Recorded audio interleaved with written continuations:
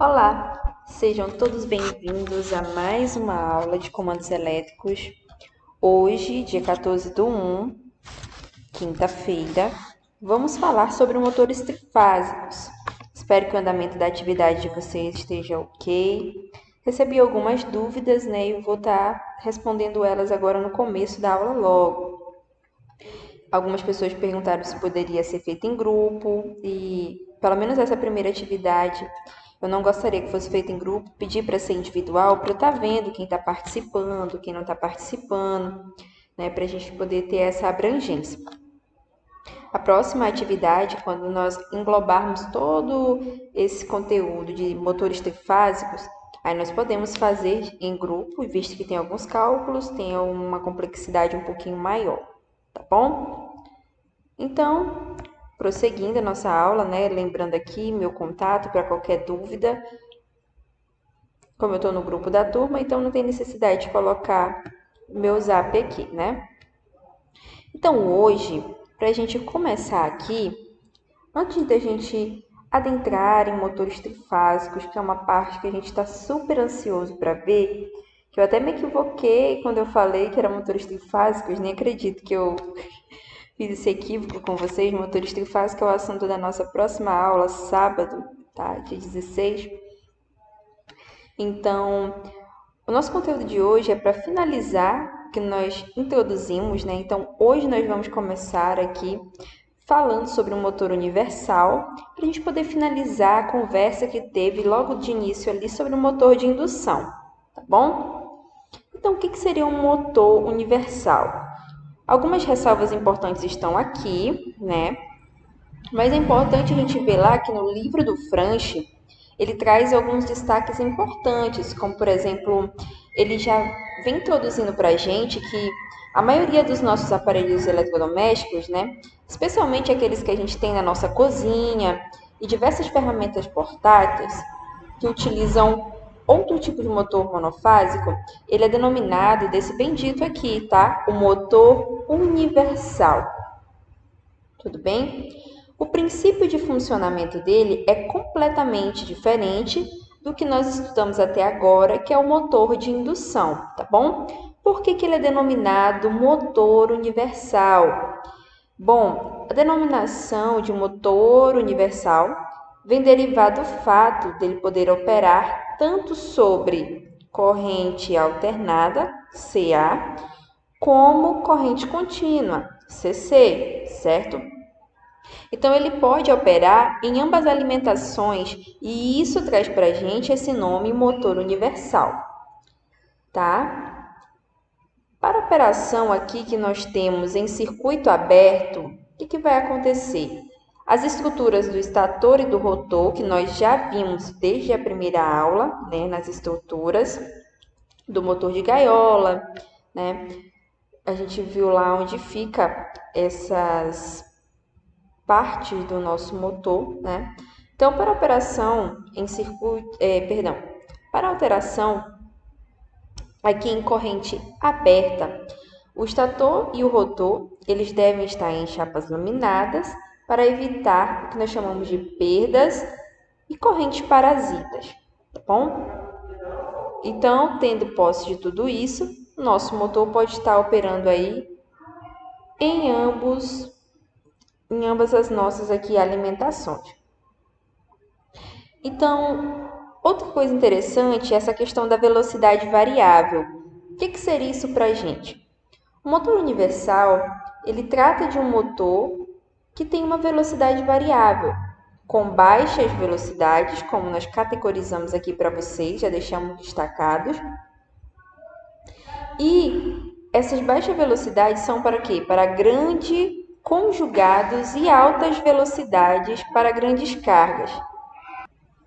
Outra coisa que vale a gente estar destacando aqui é o terceiro item que nós já deixamos aqui destacado para vocês. Tudo isso aqui está lá no livro do Franchi, tá, gente? Só que a gente coloca tópicos para que vocês não percam muito tempo com leitura. Então, daqui vocês já vão poder extrair as partes mais importantes sobre o motor universal. Então, o que seria esse conjugado de partida elevado, tá? Nós temos ali, por ter esse conjugado elevado, o que seria isso, esse conjugado da partida? Como é que a gente pode dizer?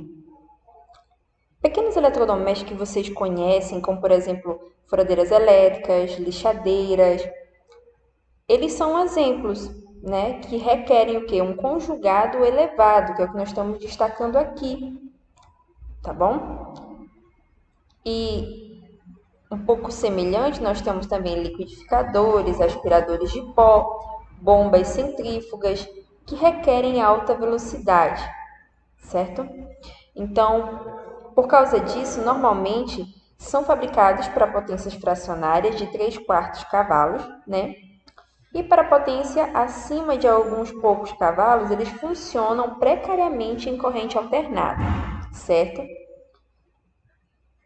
Todas essas características que nós estamos destacando aqui do motor universal, o que vai trazer para a gente? Por causa disso, há problemas às vezes nas escovas, no rendimento e no fator de potência.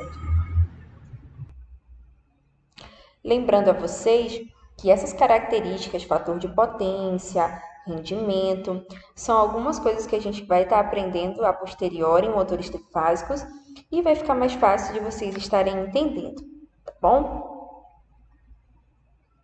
Então vamos lá. Vamos agora falar um pouco sobre a identificação das bobinas de um motor monofásico, tá bom? Então, aqui, ó, os motores monofásicos, como nós estamos destacando, o que são motores monofásicos? A gente viu na aula anterior, né, do dia 12, que motores monofásicos estão ligados apenas a uma fase. Nós vimos lá as variabilidades que nós tínhamos no motor monofásico, com 2, 4 e 6, né, que nós vimos lá, ligações, terminais. Então, isso é muito interessante a gente estar recapitulando.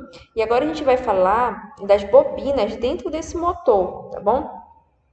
Então, os motores monofásicos de fase auxiliar são os mais utilizados na prática quando se trata ali dos nossos motores universais. E as suas bobinas, elas são identificadas das formas que vocês estão vendo aqui, tá? O enrolamento principal, ele é apresentado por duas bobinas, sendo seus inícios os números 1 e 3, ó. E os seus finais aqui, ó, 2 e 4, como vocês podem ver, o início 1 e 3, finais 2 e 4, respectivamente.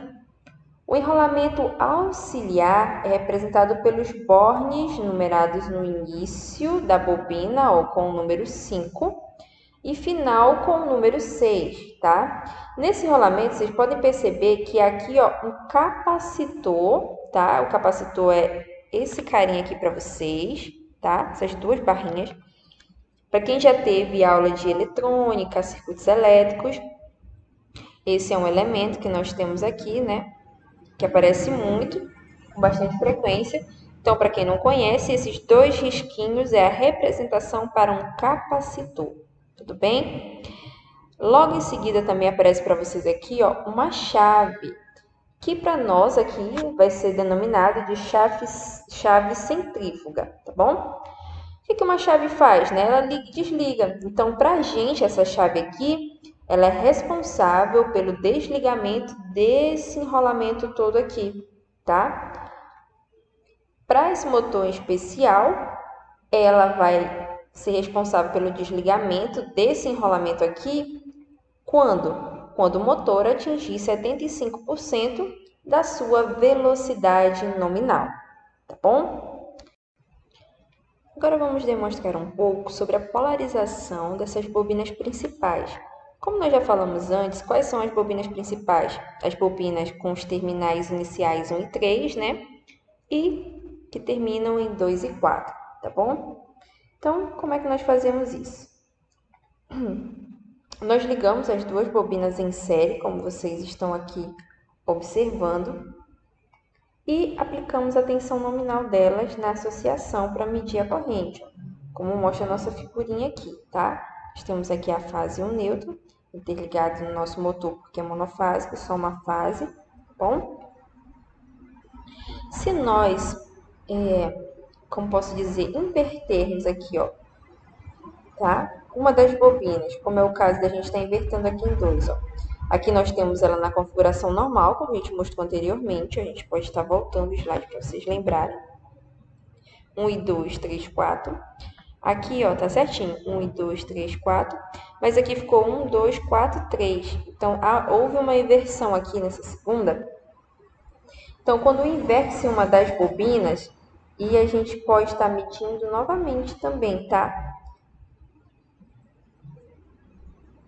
Aí, como é que nós vamos fazer essa questão da polarização? Nós vamos saber essa questão da polarização com o que nós temos aqui descrito aqui embaixo, tá? Que eu já deixei destacado para vocês. E de tudo que eu falei agora, o mais importante está aqui já ressaltado. Que nós devemos aplicar, né, os números 1, 2, 3 e 4, respectivamente, ao que? A ligação das bobinas que apresentar a menor corrente. Então, quando nós fizermos a medição, de acordo com a apresentação da menor corrente, nós vamos configurar, dar nomes, como a gente fala, né, dar nome aos bois. Aí a gente vai poder colocar aqui as numerações, tá bom? Agora nós vamos para uma parte muito interessante, tá? Motores síncronos. Agora a gente vai falar sobre motores síncronos para a gente fechar o raciocínio da nossa aula de hoje e aí podermos falar na próxima aula já sobre motores trifásicos. Então, o que são motores síncronos?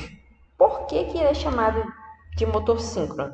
Quando a gente fala em síncrono, a gente lembra de sincronismo, né, de coisas que acontecem ao mesmo tempo, uma coisa que é organizada, sincronizada. Então, quando os motores são denominados de síncronos, é porque a velocidade nele é sincronizada com o campo girante que é estabelecido no estator, tá? O estator que nós vimos lá desde a primeira aula, onde é que ele fica no motor. Então, a velocidade dele tem uma sincronia estabelecida, né, com o campo girante que existe dentro do nosso estator.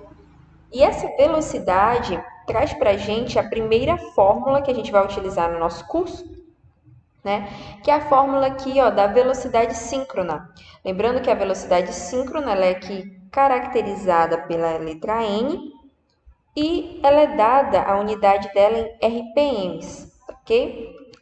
A frequência com que há, né, ali a velocidade, a frequência ela é dada em Hertz, caracterizada pela letra F. E o número de polos que vai ter ali dentro do nosso motor, que a gente vai estar olhando melhor posteriormente, o número de polos, caracterizado pela letra P, que é simplesmente um número, tá? Não tem unidade. Trouxe algo interessante aqui para vocês. Isso não tem no livro, mas é só para a gente perceber, né? Que assim, quando vocês têm uma velocidade, que essa velocidade, ela é, como posso dizer, a velocidade não, quando nós temos uma frequência, e essa frequência ela é ali fixa, como na maioria das vezes vocês vão ver que a gente trabalha com motores que tem ali a frequência de 60 Hz. Então, quando você tem a frequência fixa, a nossa rotação ela vai variando ali de acordo com o número de polos, né? E ela vai crescendo de maneira proporcional. Então, por exemplo, aqui, ó, vai crescendo não, perdão, vai diminuindo de maneira proporcional, né? Ali a questão das rotações. Então, se eu tenho dois polos, eu tenho 3.600 rotações. Se eu tenho quatro polos, tenho 1.800. Se eu tenho seis polos, tenho 1.200. Por que isso? Porque se vocês olharem pela fórmula, o número de polos e a velocidade síncrona, elas são o quê? São inversamente proporcionais. E por serem inversamente proporcionais, logo, se eu aumento o meu número de polos, deixo fixo a minha frequência, a minha rotação fixa, a minha rotação síncrona ou velocidade síncrona, ela vai diminuir, por serem inversamente proporcionais. Tudo bem? Bom, nestes motores, também é interessante a gente destacar aqui que o que vem acontecer, né? Nós temos que o nosso estator, onde está o nosso estator, para a gente lembrar aqui, ele é alimentado com corrente alternada, enquanto o nosso rotor, a parte mais interior ali do nosso motor, ela é alimentada de corrente contínua, proveniente de quê? De uma excitatriz, que está aqui, ó, tá exemplificada na nossa imagem, que pode ser equiparada ali a um dínamo, tá bom? Nós vamos falar muito ao decorrer das nossas aulas sobre cálculo de fator de potência, quando nós estivermos lá em motores trifásicos. Mas só para a gente entender um pouco, é interessante a utilização do motor síncrono para correção do fator de potência. A gente vai ver o que é o fator de potência e vocês vão poder religar, né, essa nossa informação de agora com o cálculo, com as definições do que seria o fator de potência, tá bom? Então, ó, devido à possibilidade de variação da excitação do campo, o motor síncrono possui a característica de variação de fator de potência, tá bom? Então, se eu posso variar a excitação do campo, eu posso também variar o meu fator de potência, tá? E o fator de potência, ele é diretamente dependente da minha corrente de excitação, que a gente vai estar vendo mais para frente. Tudo bem? E tudo isso acontece por quê? Porque a minha corrente, essa corrente de excitação aqui que a gente está falando, ela é de valor reduzido. A força eletromotriz induzida no estator, ela é bem pequena, o que eleva o estator a absorver a rede de alimentação de uma potência reativa. A gente vai entender o que é potência reativa mais para frente, que ela é necessária para essa formação de campo magnético, tá? Que aí vai ocasionar para a gente essa questão de um fator de potência menor. Mas não adianta usar termos técnicos agora, quando nós chegarmos em fator de potência vai ficar melhor. Mas para vocês colocarem agora na cabecinha, o que vocês precisam entender? Vocês precisam entender que o motor síncrono, ele é bastante utilizado devido a essa questão de correção do fator de potência. Tudo bem? Algumas vantagens, né? Vantagens que nós temos ali dos motores síncronos em relação aos motores de indução que a gente viu na aula anterior. Como eu coloquei anteriormente para vocês, pode corrigir o quê? O meu fator de potência, que é o mais interessante de tudo. Eles possuem N maiores do que os motores de indução. O que é N, né, para a gente? Nós vamos ver nas aulas a posteriori aí que o N é o rendimento. Então, possui rendimentos maiores, esse Nzinho puxadinho, possui rendimentos maiores do que os motores de indução, né? Só que isso acontece quando? Quando o meu fator de potência, ele é unitário, ele é igual a 1, tá bom? E os seus rotores permitem os usos de quê? Se a gente falar da parte estrutural, né? Os seus rotores, eles permitem o uso de entreferros maiores que possibilitam aí para a gente menores tolerâncias. Então, essas são algumas vantagens que a gente tem ali dentro desse universo de motores síncronos em cima dos motores de indução que a gente falou anteriormente. Mas claro que os motores síncronos, eles possuem as peculiaridades deles e por isso também possuem as suas desvantagens, né? Então, cabe a gente avaliar o que seria melhor, né, para a aplicação que a gente está querendo, tá bom? Então, fechamos o primeiro bloco, que a gente se propôs a fazer questão aqui em relação aos motores, né?